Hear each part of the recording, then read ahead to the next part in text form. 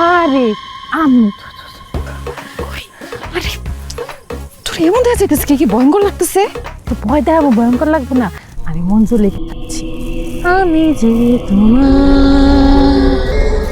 শুধু যে তোমার। আচ্ছা বুঝছি, আমারে ভয় দেখায় লাভ নাই। যারে ভয় দেখাইতে চাইতেছস সে রাজি হয়েছিল আসার জন্য, তারপর হঠাৎ করে দেখলো যে আমি একটু ওয়াশরুম থেকে আসতেছি, কই উধা হয়ে গেল, খুঁজে পাইতেছি না।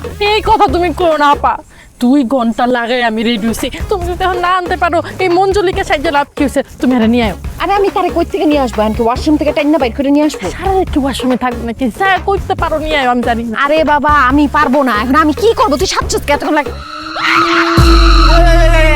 আমি রাকিব। হ্যাঁ ও তুমি তো রাকিব। হ্যাঁ ঋতু, ঋতু দোকান আছে। ঋতু রাকিব ভাই বুঝছে যাইছে। রাকিব ভাই, এই যে রাকিব ভাই।